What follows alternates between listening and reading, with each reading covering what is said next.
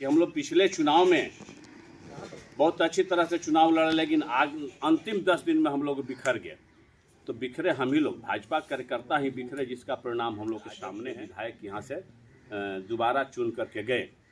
कौन हारा इससे कोई मतलब नहीं है, लेकिन जीता कौन, तो आरजेडी के विधायक यहाँ से दोबारा जीते। सभी लोगों से आग्रह करते हैं कि सभी लोग मिल करके हम लोग पार्टी को मजबूत करें, संगठन को मजबूत करें, और आने वाले चुनाव में जो पार्टी को मजबूत कर रहा है, जो संगठन में मजबूती ला रहा है, उसका हम लोग दिशा निर्देश में पार्टी जिसको प्रत्याशी बनाएगी, सभी लोग मिल करके उसको हम लोग जिताने का प्रयास करेंगे।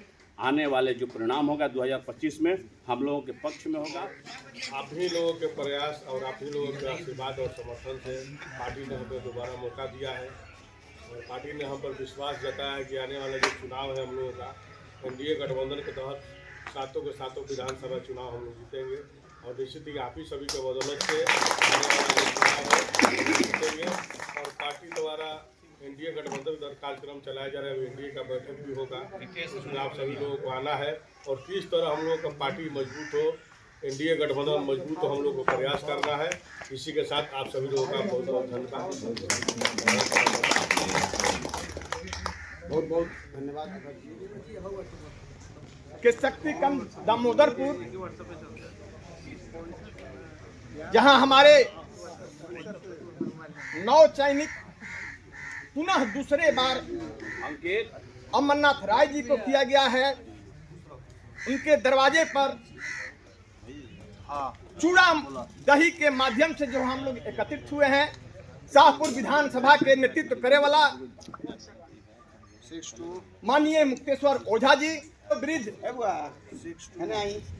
नेता भाजपा के हृदयानंद तिवारी जी, इस आयोजन के आयोजनकर्ता शाहपुर पूर्वी के मंडल अध्यक्ष अमरनाथ राय जी को बहुत बहुत बधाई, धन्यवाद। और मैं एक पुष्पमाला से आपको आशीर्वाद स्वरूप ये कामना करता हूं, आने वाले ये जो अगला ये कार्यक्रम होगा, अगला जो ये काल होगा, आपका सुखमय होगा। अपने दायित्व का पालन आप अच्छी ढंग से करेंगे, परमात्मा इसके लिए आपको शक्ति दे। भारत माता की जय।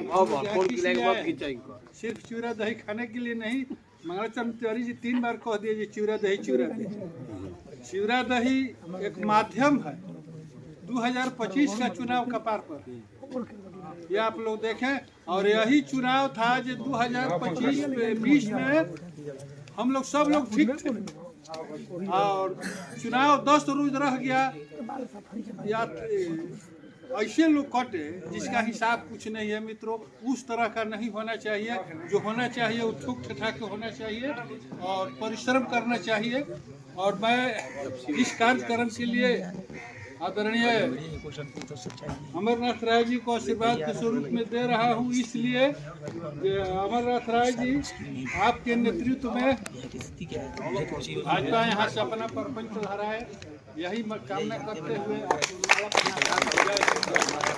दामोदरपुर में दही चूड़ा के भोज में उपस्थित कार्यक्रम में हम लोग सम्मिलित हुए हैं, जिसमें इस कार्यक्रम के मुख्य अतिथि हमारे माननीय गार्जियन श्री माननीय मुक्तेश्वर ओझा और भुवर ओझा जी, और यहाँ पे उपस्थित हमारे गार्जियन श्री मंगलाचरण तिवारी जी, शाहपुर पूर्वी मंडल अध्यक्ष अमरनाथ राय जी, इनको भी बहुत बहुत बधाई देता हूँ कि पहला कार्यकाल इनका भी बहुत बढ़िया रहा है।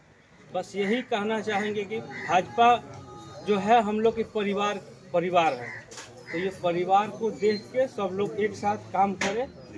सबसे पहले यहाँ उपस्थित सभी हमारे पार्टी के जितने भी अभिभावक, पार्टी के पदाधिकारी, सबको मैं मकर संक्रांति के अवसर पर अपनी तरफ से शुभकामनाएं प्रेषित करता हूँ। आज इस शाहपुर पश्चिमी मंडल के मंडल अध्यक्ष,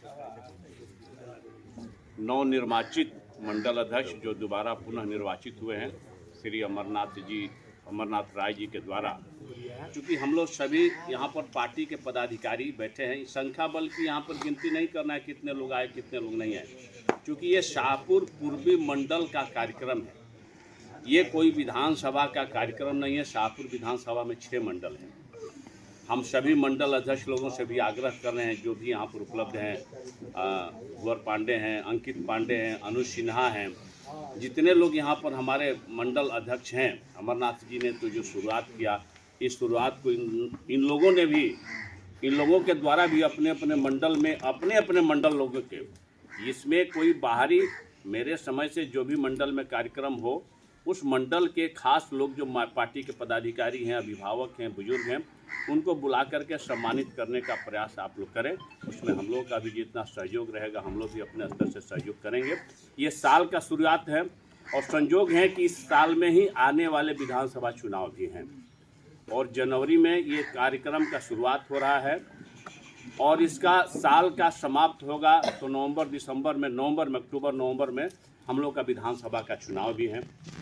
तो उसका भी पहल करना है, क्योंकि हम और आपको ही मिलकर के चुनाव लड़ना है और चुनाव की मजबूती प्रदान करना है। हम सभी, हमारे जितने भी भारतीय जनता पार्टी के यहाँ पर कार्यकर्ता उपस्थित हैं, हम सबसे यही आग्रह करेंगे कि सबसे पहले प्राथमिकता हम लोगों को देना है, पार्टी को मजबूत करना है, संगठन को मजबूत करना है।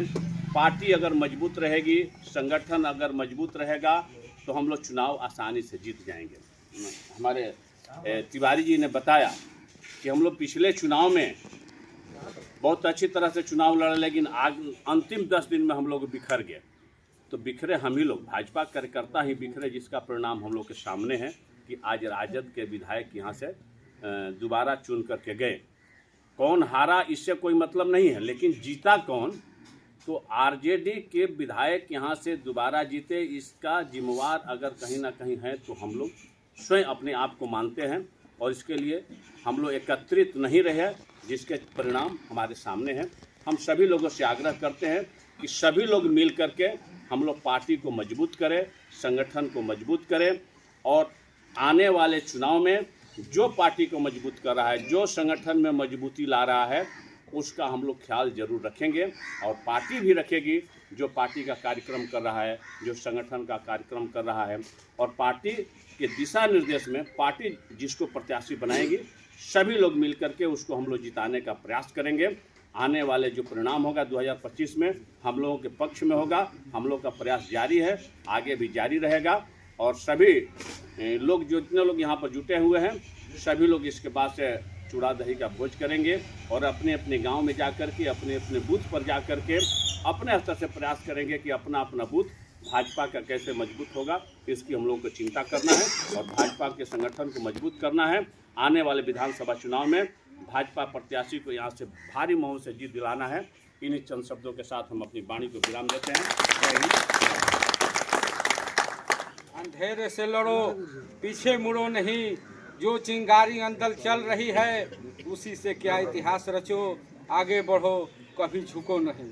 रुकावटें है तो चलने का मजा है, रुकावटें हैं तो चलने का मजा है। हर मुश्किल में छिपा एक सिला है, हार से घबराए जो जीत वह पाएगा कैसे, दौर अपना वह लाएगा कैसे। संघर्ष ही तो जिंदगी का असली किला है। गरीब के घर मेहमान कहाँ आते हैं, इसलिए उसके घर भगवान आते हैं। विदुर के घर कृष्ण तो सबरी के घर राम आए थे।